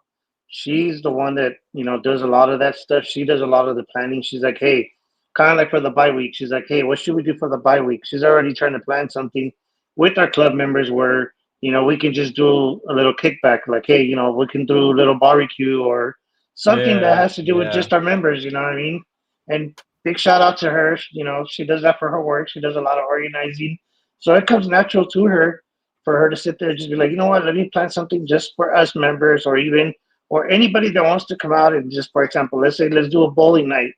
You know, hey, you know, it's open to all Raider fans or anybody that wants to come out and hang out with us. We're going to be at the bowling alley having, you know, bowling night, something like that. And that's what we do, you know, to keep our members engaged. And, you know, obviously we treat them like family. We hit them up here and there like, hey, how's it going? You know, how's this going for you guys? You know, how you guys doing? How's your weekend? How's your work weekend? Whatever it is, maybe we reach out to them. We try to reach out to them as much as we can. You know what I mean? I know most of our members work during the day, and you know they probably don't jump on until later on that night. So that's when they're like, okay, well, you know, they're like I said, they're on, and you know that's when we hit them up like, oh, you know, how was your day? Stuff like that. But like I said, big shout out to her. You know, she plans all that stuff for us, like, you know, events like a blood drive that we have coming up as well. She planned all that. Oh, nice. I like that. Yeah, this big watch party. Obviously, it was between me, her, and my VP. You know, we were all three of us were just basically on the phone pretty much every day, hitting up people, hitting up our super friends that we have here local. You know, give them a shot to, you know, come out and show support, show some love, and you know, show them some love as well. You know, let them know that, you know, we're thinking about them. You know, like, hey, reaching out to them. Hey, you know, we were thinking of you guys. What do you guys think of coming out to one of our watch parties? And they said, hey, yeah, hell yeah. You know, we'll be out there. You know, and that's how we got all these super friends. Like I said, shout out to her. You know, she's the one that does all the planning and coordinating all that stuff. You know, this watch party wouldn't, you know, also be without her help. You know, getting on the phone with everybody and, you know, organizing and reaching out to other super friends. You know what I mean? I reached out to Kenny personally myself through Cisco. You know, shout out to Cisco as well for hooking me up with Kenny's info. And then I reached out to Kenny myself. You know what I mean? And I, you know, hit him up and I said, hey, Kenny, would you, you know, want to be part of it? He's like, hell yeah. He's like, my schedule's freed up for that day. So I was like, shoot, perfect. Nice. So that's why I asked him to come out. You know, and I told people, you know, if people were wondering, like hitting us up before, you know, like 2 weeks, 3 weeks in advance when we put out there, hey, save the date. You guys ain't going to want to miss this. You know, everybody was messaging us like, oh, what do you guys have planned? Oh, give me a secret. Let me know. You know, and we're just like, hey, you got to stay tuned. We can't let the cat out of the bag yet. You know? We're like, that's true. That's true. You guys got to stay tuned. Doing a lot of things this year. I saw that you guys had the Modelo guy. I mean, like, can you do a little commercial and everything? I was like, yeah, that commercial was funny. I saw that. Yeah. You know what? That was the owner's idea. He was, you know, it wasn't even scripted. Like, we didn't even, you know, sit there and like plan it. Like, oh, okay, this is how we're gonna do it. You know what I mean? Like, it was just, he was just like kind of like on the fly. He was just like, hey, you and your VP come out, talk about this, a watch party, and then he's over there talking to somebody else, and then you guys shout him out, and then we bring him over here, and then we welcome inside. I was just like, okay, like I said, it was just a quick thing. We didn't even rehearse it, nothing. It was just he just told us how to, the lines and how to do it and how to say it, and we just did it, and it came out good. You know what I mean? So I was just like, shout out to him too. Where coordinating, he's a big TikTok fan, so he knows how to do all those TikToks, kind of like Sacktown's VP. The king of TikTok. Real. Hey, Sacktown Raider Mike, make sure you and Jack Kenner check out Shenanigans for that watch party. That's right in your neighborhood. So yep. Yeah, it's close to them. Well, closer to them. Yeah. Yeah. How many members are in your chapter? And same question for you, Keith. How many members do you guys have in your chapters? I don't have that many. My chapter's pretty new too. I only have like 12, I think, right now. Okay. So I think I have about the same numbers. Yeah. Yeah. Which ain't bad. I mean, for just starting, I guess. But I got a couple people in the hop, we'll say, that hopefully join up here soon. So yeah. So doing things like that, that really helps, spread the word. Yeah. A lot of people, they just don't know that you do these things. Do you guys play? Yeah. How long you got? How old are your chapters? Like, I know Keith, you said yours is fairly new. Is it like a year or two? Or? Yeah, not even a year, I don't think. We're going on to 4 years. Okay. Do you guys do anything during the off season? I mean, I know technically there's no off season with the Raiders, but I mean, like once the actual NFL season's over and you're not doing watch parties, do you guys do anything to keep your members engaged during that time? Yes, I do. Yeah, I do. We try to get involved a lot with the community. Okay. You know what I mean? I tell them, I'm like, hey, there's no off season. Just because football's over, it's just we got community work to do. Yep. There's a lot of stuff that we can do for the community. Get us out there. And that's why I asked. Just, I mean, again, it's just my experience with the Booster Club for so long. We always did after season activities, like we do a bowling tournament, we do mini golf, we have I think everybody does a summer barbecue before the season starts. We do stuff like that. We'll have a bowling tournament. We'll do something that'll get everybody engaged and keep everybody communicating too. Yep. That's the toughest job as a president of whatever organization, whether it's a Booster Club or a Black Hole chapter, is keeping your members engaged when there's no football to watch. When there's no football to watch, you don't talk as much, but this helps you keep engaged with them and keep showing it, that you're interested in what they've, like Will said, you're interested in what they got going on. And again, it's a chance to help the community too, No doubt. So yeah, that's something that my chapter never did before, but we're going to do that this year. We did have a summer barbecue last year. We're going to definitely do that one again this year. But I want to do some other things with them too. So the Facebook page helps too. That's the other thing. People don't realize it. That's a lot of people have an easier time checking Facebook. Because just about everybody's got Facebook. There's hardly anyone out there that doesn't.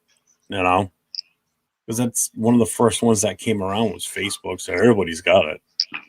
So that's an easy way to keep people engaged, especially when you got to make an event too. That's the other easy one to use. Mm-hmm. I think you're right, man. I think you have to keep people engaged in the way that we do. No choice. You have to look at it as we take a little break right after the Super Bowl because we always watch the Super Bowl together, do stuff like that. We'll take a little break and then we go into like the draft. The draft is the next big event. So we'll have something for the draft. And then we have our summer barbecue where we hold things together. And if somebody has a birthday or if somebody's kid has a birthday, we try to get together for those events, right? And you always have to have something to get people engaged in the summer and have people doing things. I'll be like, it's great to be a fan club during the season, but the season is such a small part of the year.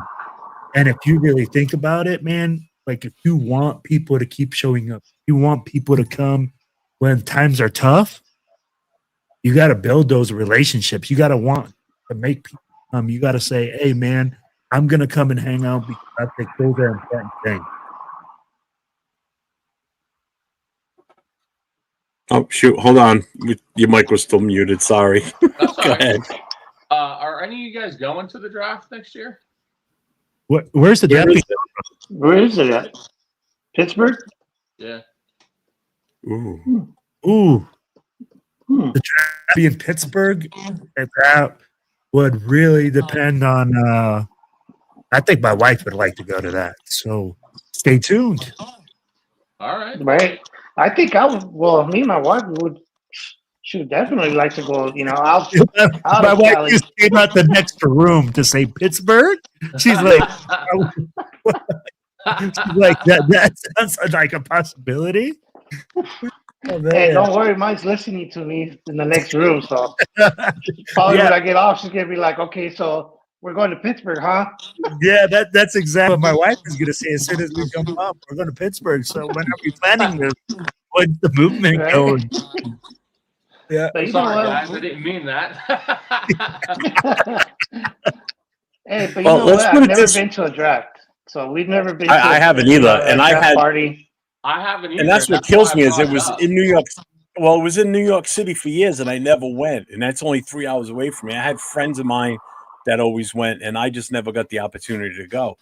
I want to go to one so bad, Yeah. and I just pulled it up on Google Maps just to see how far of a drive it is from my house to there.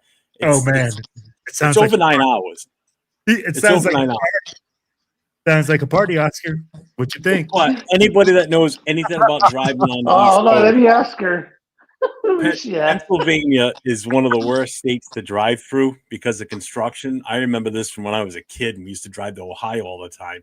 Driving through Pennsylvania takes forever. That's the worst part because it's such a long ass state. Most of your driving's in Pennsylvania. So it's 9 hours and 21 minutes basically. Or I could fly for an hour or two, almost just under 2 hours for $200. I mean, the amount of money I'm going to spend in gas, I don't know. Yeah, man, we'll have to look at Pittsburgh, I guess. I mean, like, I may have to seriously consider my that. accountant. Well, here's the problem I have, though, now is because if I go to the draft, we've got the Raiders coming to New England again, so I got to prepare for that. Then we're also coming to New York to play the Jets. So it's like I know I'm going to be involved in doing something with that with the other clubs and chapters out of New York and Jersey, to do something with that event too. So, so I also have to consider the travel down for that game too. So it's like, better hope I get a shit ton of money back on my tax returns. The only way I go to Pittsburgh is I can wear your wig the whole weekend. I can get you another one.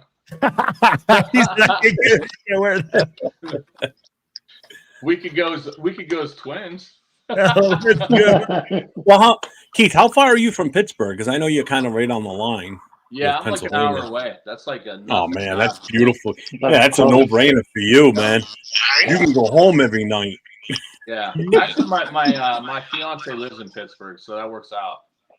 Oh shit! So you just crashed there? Yeah. All right.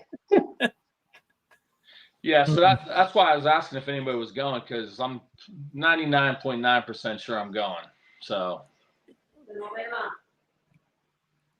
I've been like, hey, I guess we're gonna have to lock in and see what we can do, man. It might be a black hole party for That's what I'm saying. Yeah. I'm down. Could get wild. I seriously might be able to do and that. If you ask anybody that was at my party in Indy, they'll tell you shit gets lit. I think just having a black hole there in general is probably going to get lit. No doubt.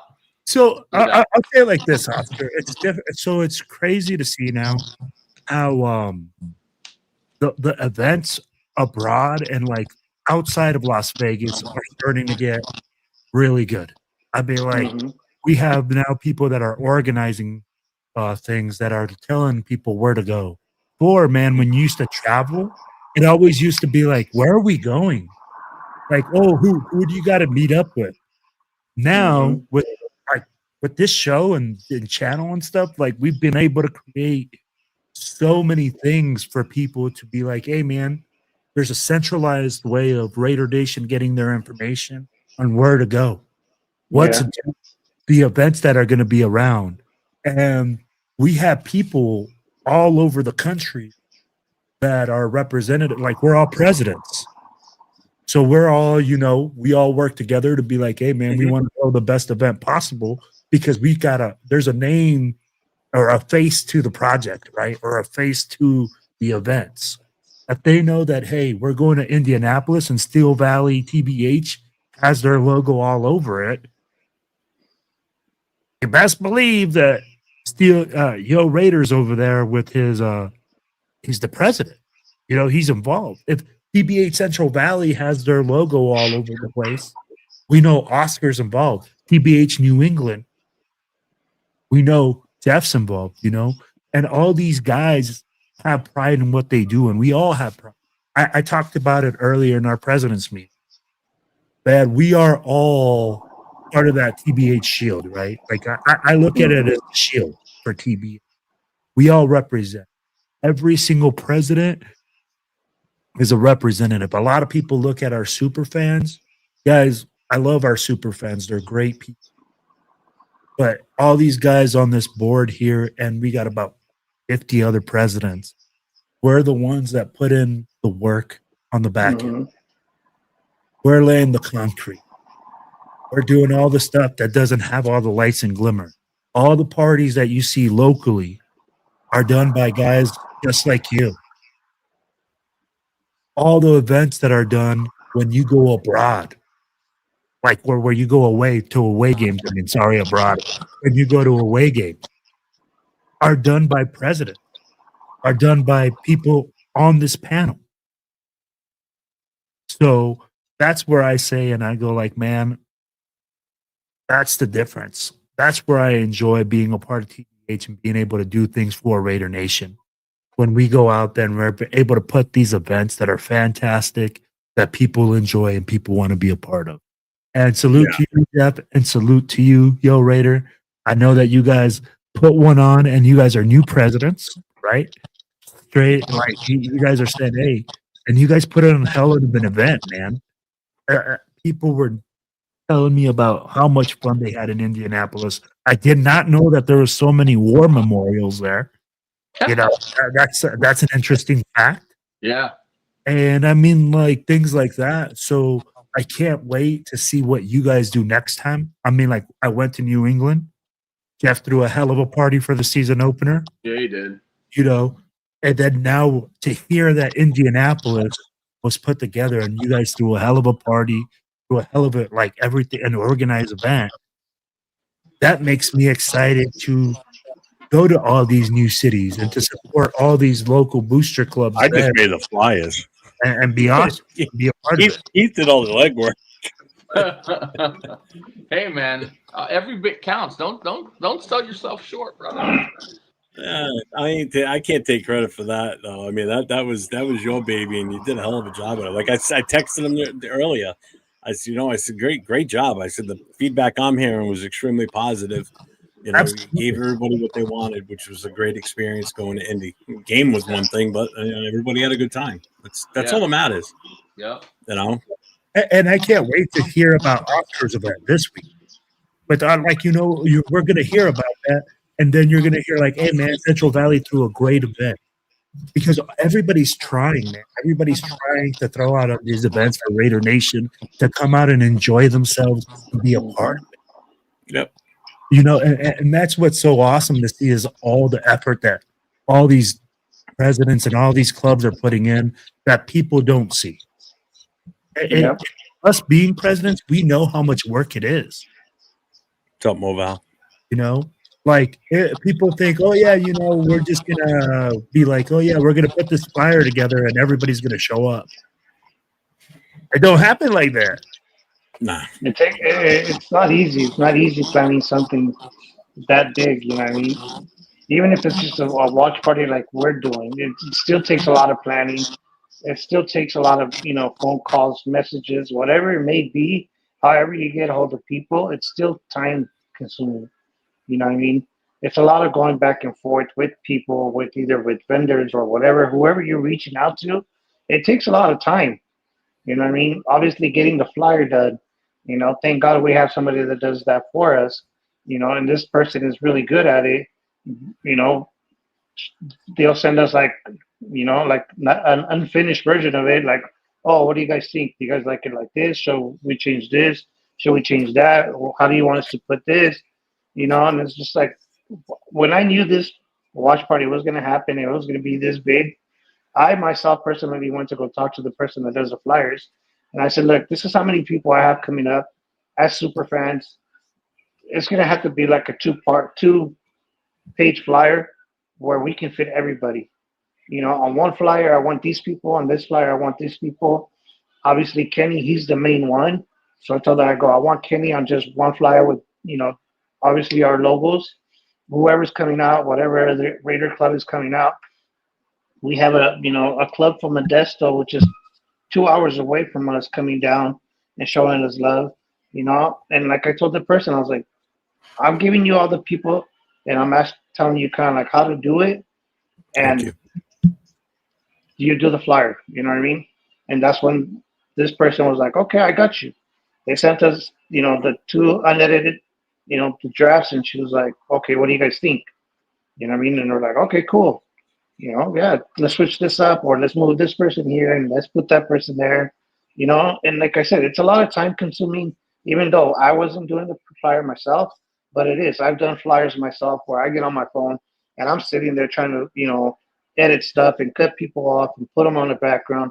It's a lot of consuming, you know what I mean? And like I said, good thing this person that does the flyers for us and does all of our, our shirts, our merch, anything that we need. Big shout out to them that do it all for us, you know what I mean, and keeps our club fitted each and every week, watch party or even events. The TBH, the logos for the breast cancer awareness. I mean, I told them, hey, can you guys incorporate pink into our logos, because we like to show support to breast cancer awareness the whole month of October. And they said, okay, yeah, cool. Let me see what I can do. They did a preview of it. And they sent it to us, and I was like, you know what? I like, it looks cool, but is there any way you can paint the skull, pink? And that's when they're like, okay, let me redo it for you. They did it, and then they sent it to me, which is the one that we have on our profile pictures now. You know what I mean? It was just like, hey, I love that one better, and it looks good. You know what I mean? And like I said, it's a lot of time consuming. You know what I mean? Yeah. It's a lot of going back and forth with people. This person reached out, or that person reached out. Like I said, it's just very time consuming doing stuff. Yeah, my guy Dave that handles all our Instagram stuff for the. I mean, we do it. Oh my he does God! the majority of the stuff, but I also help out with it too. He reached out to him and says, "Hey, can you get one? He sent them our logo and said, can you do it for ours too?" And he did, and it looks awesome. I love it. So I've already incorporated that into a few different things that we've been doing. So yeah, it came out great. I love it. It's awesome. Because I even got one of the fundraisers we're gonna do is let me see, where did he put it? I can't even find it. Oh no, here it is. See if I can share this real quick, just so you guys can see what it looks like.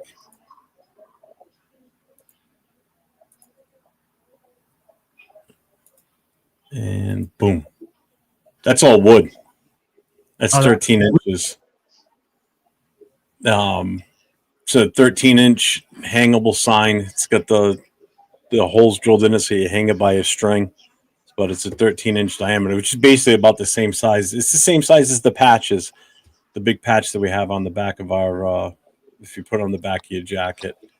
So, but I think we're going to raffle that off. I'm debating if I want to open it up to anybody, like put it out to, anybody that's, Black Hole member or whatever, or whoever, or if we're just going to do it within the chapter. I don't know. Make it more of a donation if we open it up to more people. I think so. That's sick, man. I mean, That is sick. Well, you guys that were here in New England saw that the wooden one that my guy made. That's the same guy that made this. So again, that's all wood, all that. So he sent me that. He goes, "Hey, I did this. I'm going to give it to you guys for the chapter for a donation." I'm like, "Damn." I'm like, "Okay." Well, it looks like we're going to fundraise with it then. So we'll not auction it. We'll raffle it off. Hey, how much? I haven't even thought about it. He just sent it to me yesterday. I haven't even figured out what I want to set the ticket at for it. So, all right. Well, let me know, man. That thing is sweet. yeah, I will. I'll send it out once we do. I'll put it out in a flyer and then we'll just ship it around. So, really quick, guys. I just wanted to let you guys know I'm gonna go ahead and jump off. I appreciate you guys having me on here. I will keep you guys updated. I'll let you guys know how the watch party goes. I'll jump on next Tuesday with you guys. I'll let you guys know how it went. awesome. You guys will see probably the pictures or whatever. Yes, sir. All right, brothers. You guys have a good night. I'll see you guys later on. Take care. I think we're pretty much at the end of the show now too. So, Keith, there anything you want to bring up that you got going on? I don't know. No, not really. Because I'm kind of taking a break this week, so just watch. I'm doing a watch party Sunday. At Coach's Burger Bar in Austintown, Ohio. So let's go. You know it, baby. Let's do it. But until then, I'm laying low until Sunday. Well, congrats to you on putting together the whole Indy thing. Again, I know you and I had talked prior to, and we tried working together to get something going, and it kind of hit a brick wall, and then boom, out of nowhere, you hit me up, and it's like, "Hey, I got a place. We're going here." I'm like, "Okay," and it worked out great for you. So I'm glad. Awesome job. Well. Yeah, awesome job putting that together this weekend, man. Kudos to you for that. Thank you. It's not thank you for all the work you did, brother. Thank you for all the work. I appreciate that. You're welcome. Again, like I said, I'd help you any way I could. And you did. And I'll tell you what, the thing that a lot of people probably don't realize how impressive this is for what he did in making the connections in Indianapolis. He doesn't live anywhere near Indianapolis. Not 5.5 hours away. Yeah, he's 5.5 hours away. It's not like he could drive out there and check out places and see what they look like. He's going by what their website shows and what people are telling him on the phone when he calls there. So that in itself is impressive if you think about it. I had the luxury of we did everything fairly local. Boston's an hour away from me, so that wasn't that big of an issue. That's impressive when you're that far away from where you're going to be hosting stuff, and you did it all basically on the phone. Setting it all up. So I was doing a lot of it blind. You know what I mean? So I was like, oh man, I hope it all works out. Yeah, because you have no idea what the place looks like. You could have walked in there and it could have been like Indianapolis Colts shit everywhere, and you go, oh man. Yeah, and I know. It's just crazy. But yeah, kudos to you, man. Good job. Good job for sure. Thanks. Hopefully next year, I saw the future opponents that we play an AFC North away. So I got 3 possibles in there with a Cincy, a Pittsburgh, or a Cleveland. So look out for that next year. Well, good thing for you is those are a lot closer to you. Yes, they are. That's what I'm saying. And I'm sure you're familiar with those cities too, unlike Indianapolis. Yeah. I mean, luckily like I said, I've been to games there like 3 or 4 times. So I knew a little bit, or at least enough, but yeah, still rough doing it from like over here. Yeah. Oh, definitely. I got it. What you got going on? It all worked out. So that's all. Yeah, it did. Nation had a great time. Everybody, I hope, had a great time. Game, not so great, but And like I said, the feedback I heard and the feedback Will heard was all positive. So that's absolutely feather in your cap, man. Yep. Thanks, good job. I appreciate it. No problem. Will, what do you got going on this weekend? You got anything? Well, guys, this weekend we're gonna have a party at 595. We'll be down there having our watch party. Also, I wanted to let you guys know that TBH Denver will be having their watch party at Tamaulipas Restaurant. Make sure you check them out. We're gonna have TBH Dallas at TG Tailgaters. We got TBH Austin at the MSB Machaca's Bar. You'll have TBH Bay Area at Ricky's. You're going to have TBH Sacramento at Shenanigans. You got TBH Reno at Coaches. And you'll have TBH Lovelock at their casino. Then you also got TBH Spokane at McCracken's. And TBH Seattle will be at Tammy's. Those will be some of the watch parties that are going on this weekend. And also, guys, just so you guys know, Raider Nation, if you are going to the game, there is no party at Troy's this weekend. There was some type of thing that's not meshing up. So make sure that you guys go down to Eye Candy at Mandalay Bay. That party will still be going on. And if you guys have any questions, make sure that you guys hit us up. And then I have a couple podcasts this week. Make sure you guys stay tuned over Black Radio Podcast. And I usually jump on the show with Jeff on Fridays. Yes, sir. And yes, he does. And then I jump on Unfiltered with Jay after the game. So, you know, I'll be pretty busy, man. But hey, I appreciate it, brother, for having me, you know, and dealing with my shit. As far as us for our chapter, we'll be at Buffalo Wild Wings in Chicopee, Mass. This weekend. Again, we'll have the 50-50. We'll have the raffle prizes, door prizes, and I've actually officially ordered the merchandise starting yesterday for T-shirts. So T-shirts will be coming soon. So I got the final approval for the artwork done. So that's in the makings now. So T-shirts will be coming. As far as shows for me, I got tomorrow night with the Raider Connection, myself, Leo, Chidolinus, Jay from Just Raiders, Baby, and LV Raider 10. We do our Wednesday night thing every week. So it'll be 10 o'clock. Actually, we're going on early tomorrow night. We're going on at 9 o'clock Eastern, 6 o'clock Pacific. We moved it up an hour. And then Thursday night, it's myself and Nate and Raiders Coast to Coast, LV Raider 10. And Friday is open mic night on Friday night. So anybody that wants to come on, get on camera, get on the mic. Even if you don't want to be on camera, you can block your screen out and just leave your mic on, put your voice to your words instead. So it's an open mic night every Friday night. We start at 9 o'clock Eastern, 6 o'clock Pacific. Feel free to pull up, jump in. It's usually a pretty fire show. We usually get it kicking. So then Saturday we have the Last Call podcast with myself, Chris for Raiders, and Jason First Downs, discussing the game that's coming up on Sunday, which is the Titans. So that's all I got. And if you're in Sacramento, make sure you stop by Shenanigans and show our people up for Saturday. Everybody, like I always say, stay safe and go Raiders. Keith, thank you for being on with us tonight. Oscar, thank you for coming on with us also. And thank you, everybody in the chat, for being with us. Go Raiders, baby.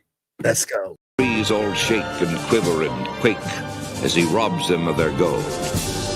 The autumn wind is a raider, pillaging just for fun. He'll knock you round and upside down and laugh when he's conquered and won.